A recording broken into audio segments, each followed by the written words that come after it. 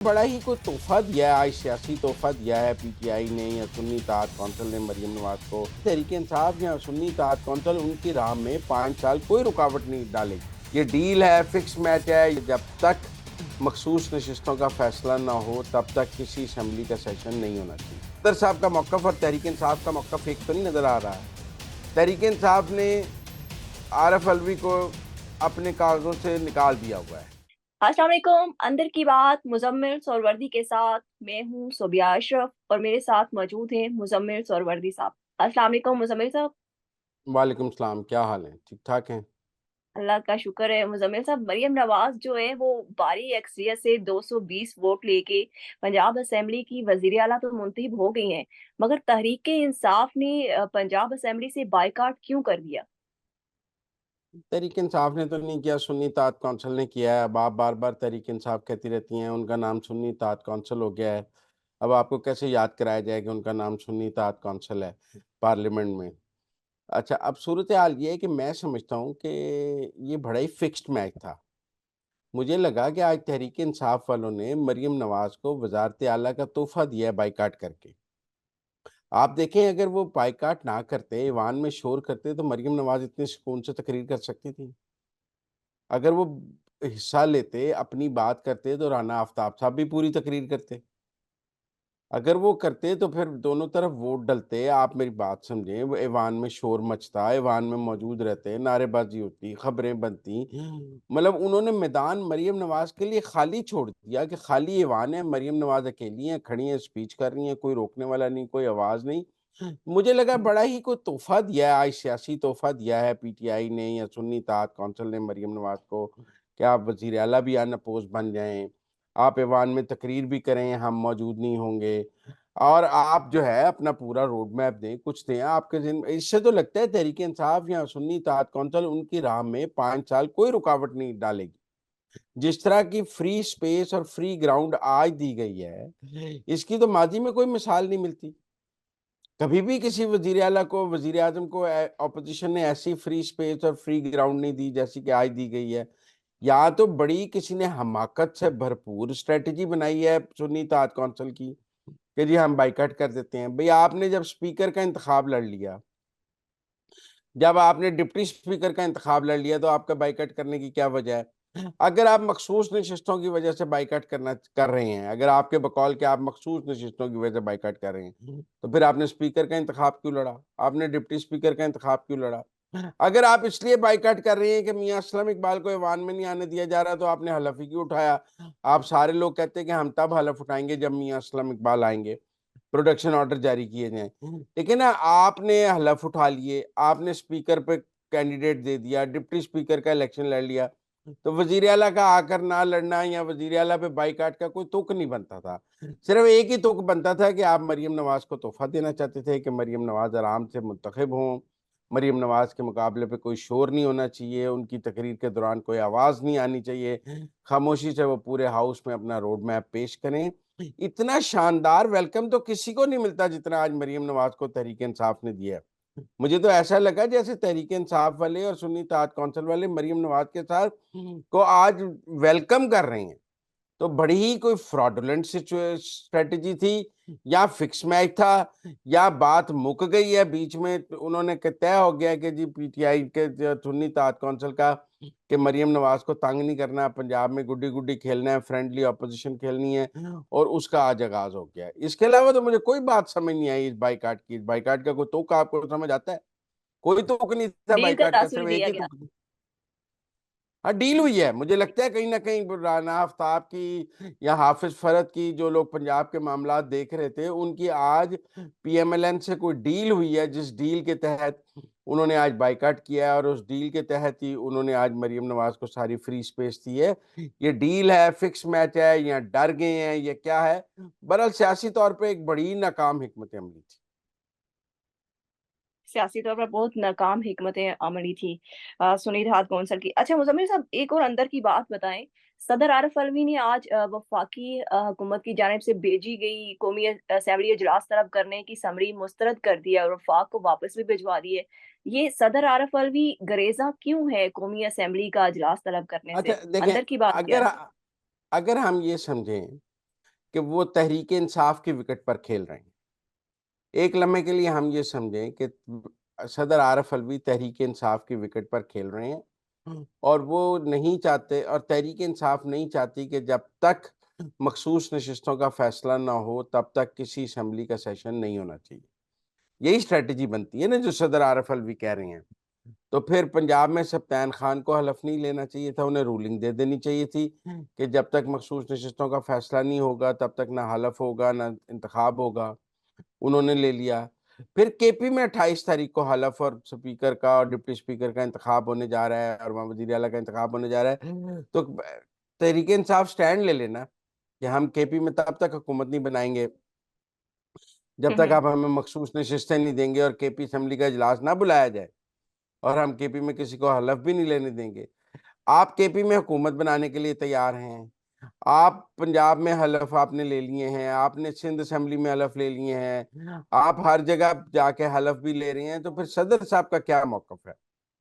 सदर साहब का मौकफ और तहरीक इंसाफ का मौकफ एक तो नहीं नजर आ रहा। तहरीक यहाँ हम्म तो जो सदर साहब कह रहे हैं कि असेंबली का इजलास तब तक नहीं हो सकता है जब तक मखसूस नशिस्तों का फैसला ना हो, यही बात तहरीक इंसाफ भी कह रही हो।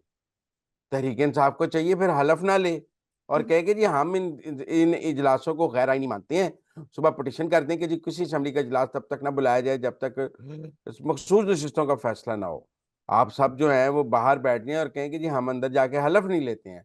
आप हलफ ले रहे हैं, आप स्पीकर का इंतखाब में हिस्सा ले रहे हैं, आप डिप्टी स्पीकर के इंतखाब में हिस्सा ले रहे हैं, आप केपी में हुकूमत बनाने जा रहे हैं, तो ये कौमी असेंबली के लिए आप शर्त लगा देंगे जी मैं कौमी असेंबली का इजलास नहीं बुलाता। क्यों?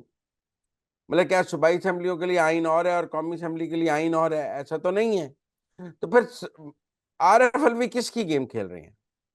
मतलब मुझे नहीं लगता उनका मौकफ को तहरीक इंसाफ उनकी इस बात को पसंद कर रही है। तहरीक इंसाफ तो इस वक्त असेंबलियों में बैठने में दिलचस्पी लग रही रख रही है, वो असेंबलियों से भागने में दिलचस्पी नहीं रख रही।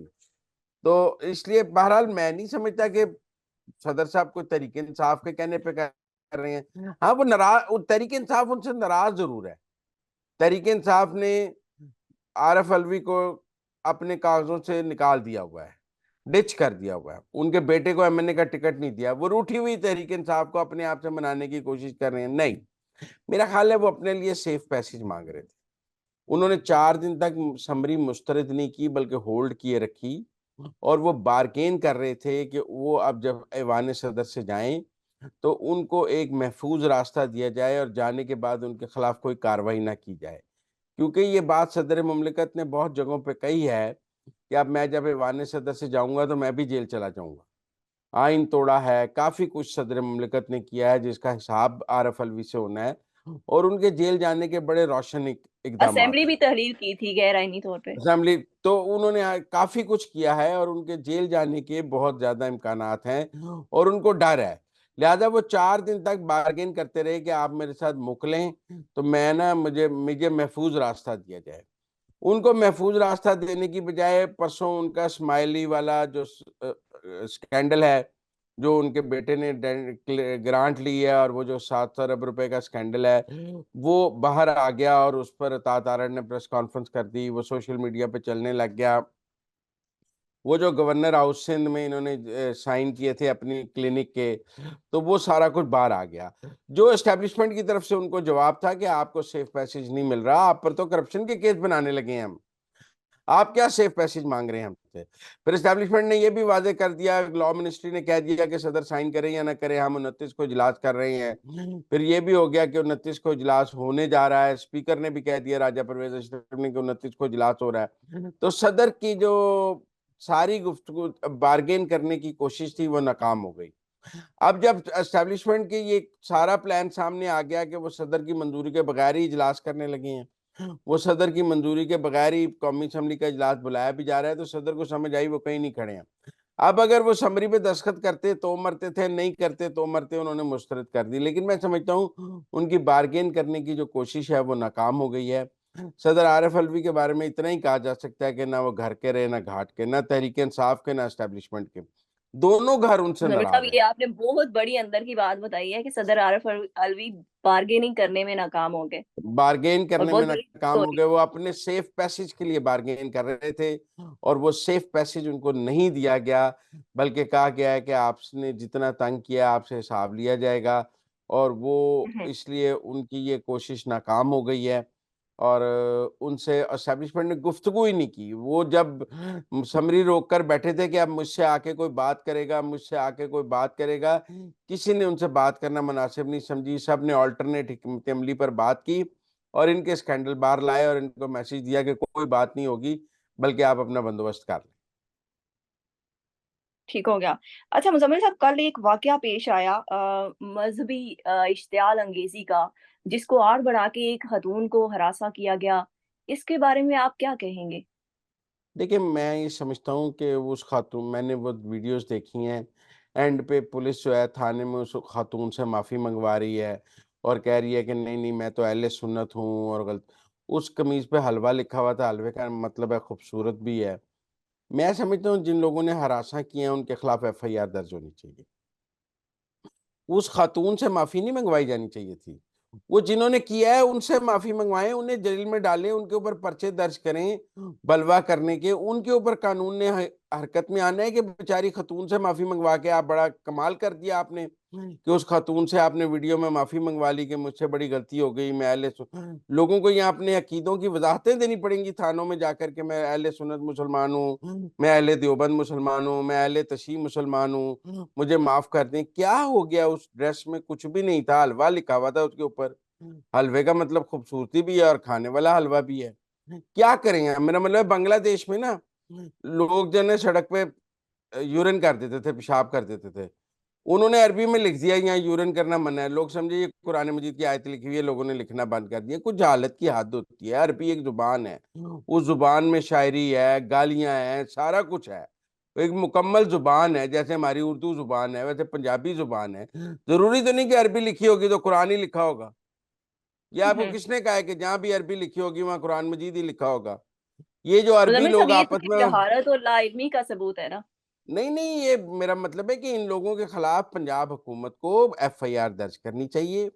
उन तमाम दुकानदारों, उनके वीडियोज़ फोरेंसिक करके सेफ सिटी से लेकर पुलिस को पहचान कर सबको अंदर करना चाहिए और उन पर पर्चे दर्ज होने चाहिए।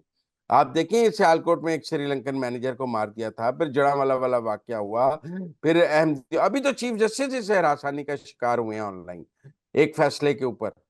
हम सब ने देखा है कि उनकी ऑनलाइन ट्रोलिंग और फिर उनके ऊपर भी जो है, मेरा मतलब है इसी तरह अकीदे पर इल्ज़ाम लगाया गया। तो आप पाकिस्तान को किस तरफ लेके जा रहे हैं? ये तो मेरा मतलब है कि यहाँ तो लोगों की ज़िंदगियाँ खतरे में डाल रहे हैं और मज़हबी जुनूनी जो हैं, किसी को भी कह देंगे कि इसने तौहीन की है और उसके बाद उसको सड़कों पे मारना शुरू कर देंगे और उसकी ज़िंदगी खतरे में हो जाएगी और फिर उससे थानों में माफ़ियाँ मंगवाई जाएँगी कि मुझसे बड़ी गलती हो गई है, क्योंकि ये गुंडे जो हैं ये पड़ जाएँगे और ये किसी को भी कह देंगे कि इसने तौहीन की है तो हम मुझसे थाने में माफी मंगवानी शुरू कर देंगे कि मुझसे बड़ी गलती हो गई है और वो किस ट्रॉमा में है। लिहाजा मैं समझता हूँ कि ठीक है, पुलिस ने उस खातून की जान को बचाया है, बहुत अच्छी बात की है, वहाँ पे मैनेजमेंट की है, मॉब मैनेजमेंट की है। लेकिन अब वक्त आ गया है कि वो जिन्होंने ये किया है उनके ऊपर एफआईआर दर्ज की जाए और उन सबको अंदर करके करार वाकई सजा दी जाए। Thank you so much Muzammil साहब, के आपने हमें अंदर की खबरों से बाखबर किया। इसके साथ ही मुझे और मुजम्मिल साहब को इजाजत दें। अल्लाह हाफिज।